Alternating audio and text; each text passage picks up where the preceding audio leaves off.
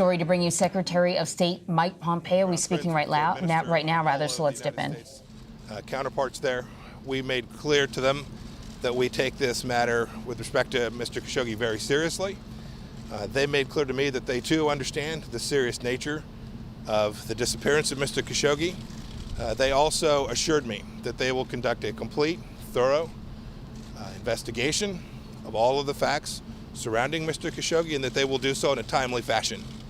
And that this report itself will be transparent for everyone to see, to ask questions about, and to inquire with respect to its thoroughness. And I told President Trump this morning that we ought to give them a few more days to complete that, so that we too have a complete understanding of the facts surrounding that, at which point we can make decisions about how or if the United States should respond to the incident surrounding Mr. Khashoggi. I think it's important for us all to remember too, we have a long, since 1932, a long strategic relationship with the Kingdom of Saudi Arabia. They continue to be an important counterterrorism partner. They have custody of the two holy sites. They are an important strategic alliance of the United States, and we need to be mindful of that as well. When I traveled and met with President Erdogan, he talked to me about the incident. He told me that they were conducting their own investigation. We had a chance to meet with some of the team involved with that. He assured me that they would share their results with the Saudis as well. So we do believe that between these two efforts, a complete picture will emerge for what actually transpired here. And we're working towards that. We're looking forward to that wrapping up quickly, and we expect that it will be done in that way. Mr. Secretary, there are a lot of stories. Yes, sir. Why should Saudi Arabia be trusted to conduct a fair and impartial investigation when they're accused of the disappearance and apparent murder of Jamal Khashoggi? So we're all going to get to see the work product. We're all going to get to see the response that the Kingdom of Saudi Arabia takes with this. When we see that, we'll get a chance to determine, all of us will get a chance to make a determination with respect to the credibility and the work that went into that. Whether it's truly accurate, fair, transparent in the very way that they made a personal commitment to me, and the Crown Prince also made a personal commitment to the President when he spoke to him, I believe it was night before last. Mr. Secretary, there are a lot of stories. Mr. Secretary, there are a lot of stories out there right now about what happened. Yeah, there are lots of. Tell us anything. There are lots of stories out there about what has happened. We just are going to allow the process to move forward, allow the facts to unfold, and as they unfold, as we make a determination for ourselves about what happened there based on the facts that are presented to us, the United States will determine what the appropriate response might be. Thank you all for your time today. So just hearing from the Secretary of State, it was a pretty brief meeting with the press there to bring us up to speed after his trip to Saudi Arabia and Turkey. And what we heard from him is that he said he got a personal commitment from the Saudis that there would be a thorough investigation and that the report would be transparent, that we would know exactly what went on as they searched to get to the bottom of, whether or not this Saudi journalist was murdered inside the Saudi consulate in Istanbul. Right, and two key points came out of the Secretary of State addressing the press. One is that he is saying that the U.S. wants to give Saudi Arabia a few more days for them to complete their investigation and present their side of the story, and that only until they present their side of the story will the United States decide how it will respond. But then the Secretary of State made the point to say that the United States has this important strategic alliance with Saudi Arabia dating back decades, and that should be considered and put into context as well. So we're talking about the arms deal, we're talking about influence in the region, we're talking about help in Iraq and Syria and in Yemen. So the Secretary of State keen to make that point as he refuses to provide any details as journalists were pressing for answers. What can you tell us? There's so many salacious details being reported by the Turks, and the Secretary of State did not want to go there yet. And he did talk about his trip to Turkey, that he spoke to Erdogan there, and of course the Turkish officials are investigating this as well. It happened in Turkey, though it happened inside the Saudi consulate. It means that, Turkish authorities have a lot of leeway to investigate this. They're really sort of the lead investigative force. And so he also said that, when he talked to Erdogan, that he met with members of their investigative team, and that that they said that they would share the outcomes of their investigation with the Saudis, the hopes that with 2 investigations going on, with all the information being made transparent, that somehow we will get to the bottom of what happened. Right. Pompeo saying give it a few more, Right. give it a few more days. So a little later on, actually, we have a really great discussion with an expert in this area to talk about, the impact of what is, turning out to be a little bit of a domestic or a political crisis between the 3 countries, and also a little more information about Jamal Khashoggi, just who he was, why he would be on the radar for the Saudi government, why anyone would want to kill him, quite frankly. And everyone is waiting for this tangible evidence that determines what happened to Jamal Khashoggi. Right. So now we're going to take a quick break, though, streaming CBSN.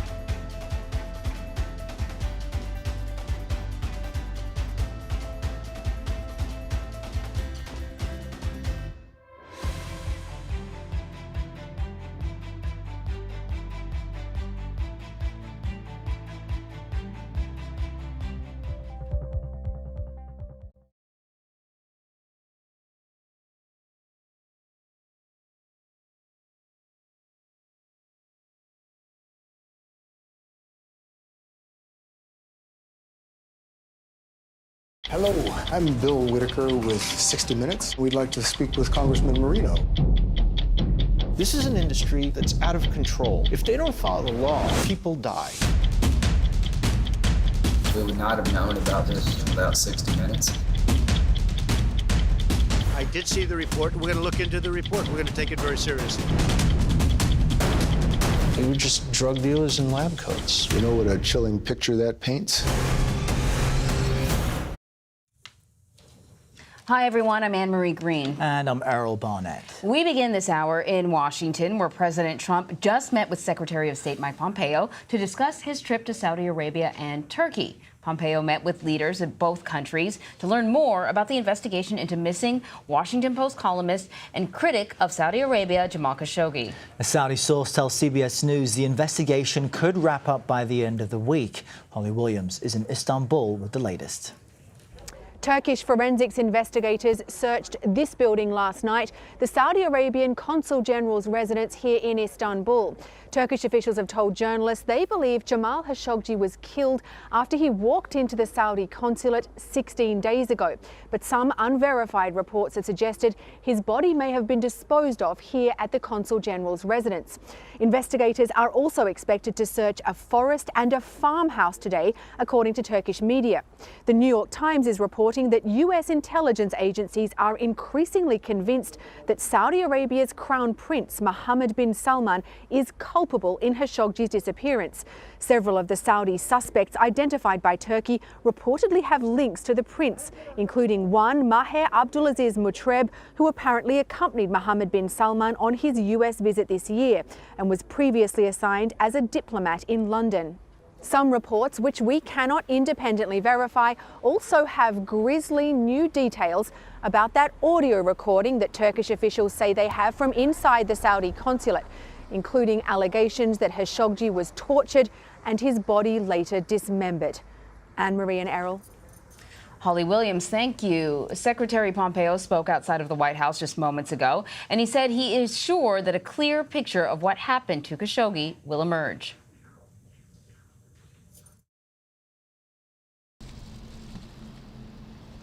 Morning, everyone. I had a chance to brief the president on the travels that I returned from last evening, where I had traveled both to Riyadh and Ankara. Had a chance to talk with in Riyadh with the king, with the crown prince, with the foreign minister, all of the United States counterparts there. We made clear to them that we take this matter with respect to Mr. Khashoggi very seriously.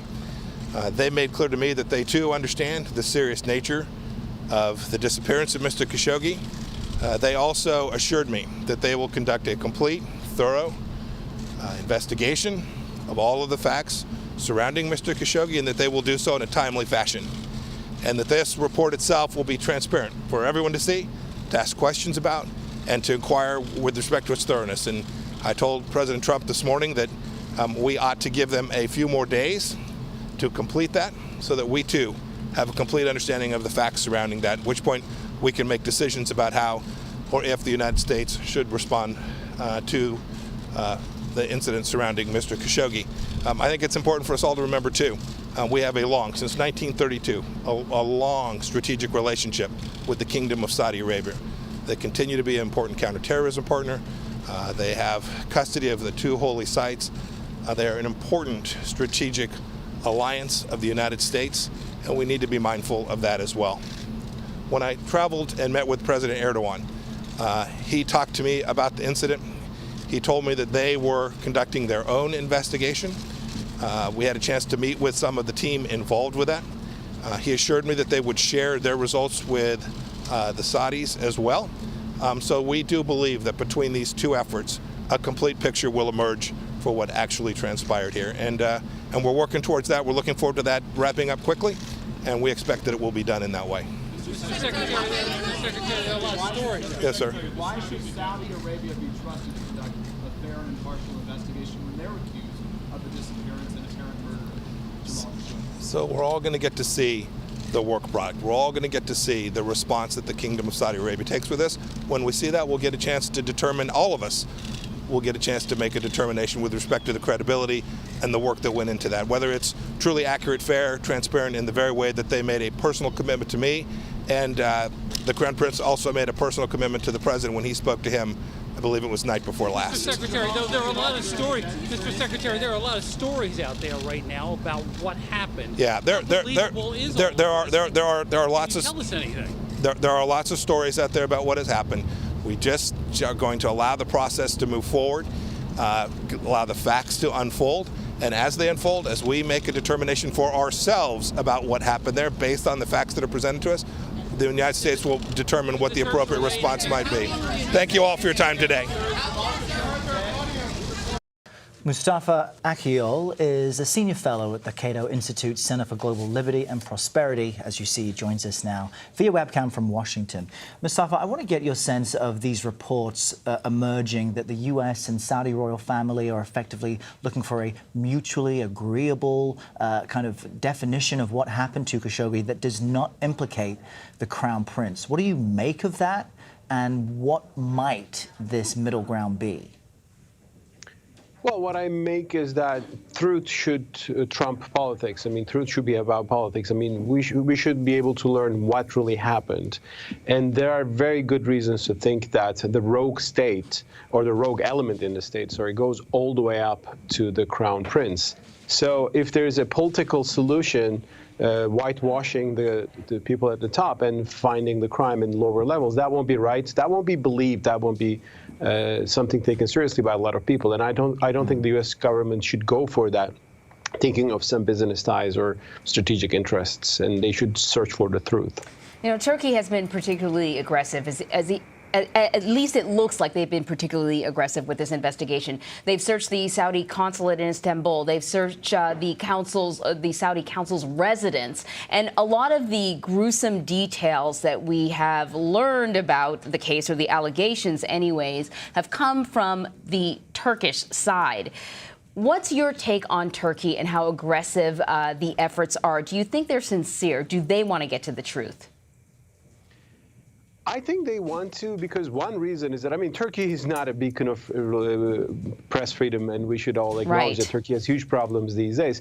But Jamal Khashoggi was someone who had good relations with the current ruling elite in Turkey, President Erdogan, his party, his advisors, and so on and so forth. So I think they feel for him, and they feel that this was one of their hours that the Saudis killed.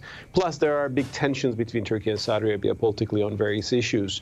So I think Turkey is sincere, but Turks have to do one thing. They claim to have this audio tape, which shows, they claim, you know, all the horrible things that happened.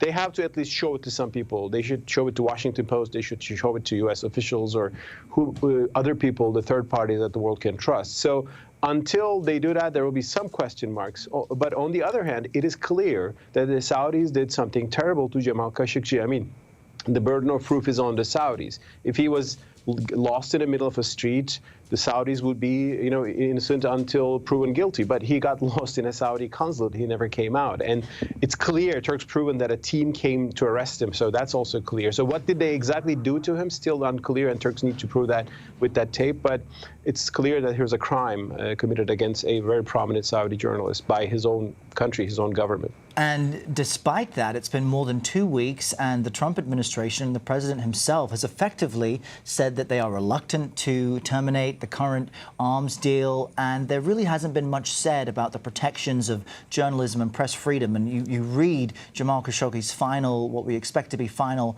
op-ed in the Washington Post, where he promotes the importance of a free, journalistic pursuit in Arab states. I wonder what you think the impact has already been as far as the international standing of the U.S. and this almost silence over what we all believe happened, or at least feel is most likely. Well, it hasn't been good, obviously. I mean, we all know that the U.S. has business interests. Every country has those interests. But if that is the only thing that comes to your mind, or the first thing that comes to your mind, and that's the thing that you emphasize most, then people who really have committed crimes, gross human rights violations, will say, okay, you know, U.S. will tolerate us. So every country has to think about strategic interests and so on and so forth. But do you suspect the Crown Prince had that in his calculation if it's found out to be behind this? That the Trump administration would look the other way? I think the good relations he has developed with the Trump administration and the good image he created in the West with some cosmetic reforms, those are good reforms. But he did this to, you know, win some brownie points in the West and get more power at home. I think he relied on those things, and he probably thought that this wouldn't backfire this much. So he obviously miscalculated. I mean, authoritarianism is self-defeating, so it didn't work for him either. But I think the U.S. should do a better job, U.S. government should do a better job of standing tough on this issue. And as for example, U.S. companies and newspapers have done by pulling out from this big new fancy business meeting that the Crown Prince is arranging in Saudi Arabia soon. So, Mustafa, this crown prince, like you mentioned, has sort of created an impression of sort of being a progressive person. We've seen him lift certain restrictions, but we've also seen how heavy-handed he can be. Right. We've seen him imprison members of his own family in the Ritz Hotel. Right. We've seen him create a diplomatic spat over a tweet from a Canadian official. Of course, what's going on in Yemen and the blockade. So we know he can be heavy-handed. But one of the things that I have been wondering is, why choose Jamal Khashoggi? There are other critics of the Saudi royal family, of the Saudi government. Why do you think he would be chosen to be murdered if that's what happened? Well, first of all, I think it's not only Jamal Khashoggi that his and his people are going after. Today, the Washington Post actually published an interesting story. A Saudi dissident in Canada was visited by officials from Saudi Arabia, and they said, come back home, we will treat you nicely, otherwise your family will be in danger. So they apparently have been doing this to other dissidents. But I think Jamal Khashoggi was also important for two things. He was the most vocal one. He was writing in the Washington Post, the very circles that, the prince wanted to impress and, make him create fans out of. So that's one thing. Secondly, I think people like Jamal Khashoggi, who are not outright enemies and who are not like fanatic extreme voices, but who are actually quite mainstream and who have some following respect among the mainstream people, that is a bigger problem for, I think, dictators, because that really disturbs the narrative that they want to create. I don't know whether they aim to kill him right away or abduct him, but apparently something terrible happened. It's very probable that he lost his life at this point, and at the very first day. And again, this is something the world should not let go, and it should not be forgotten. And the U.S. administration, I think, should take a tougher stance on this. Mustafa, one more question.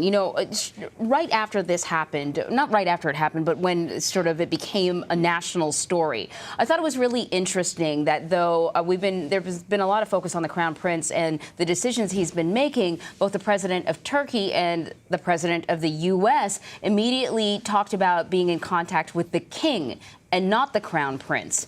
Yep. Do you think the Crown Prince's position could be in jeopardy here? That can be a way out. I mean, here, there is no logic to oppose Saudi Arabia as a whole country. But there's this new young crown prince who found absolute power at the age of 33 and who apparently is an ambitious, maybe narcissistic man, and who got intoxicated by all that.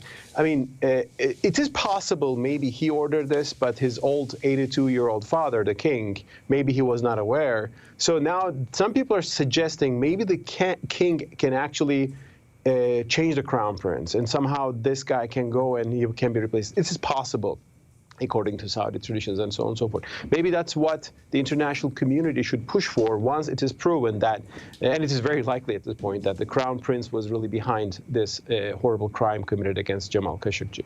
So, Mustafa, what do you think is the most likely outcome at this stage if the Saudis stick to their current story?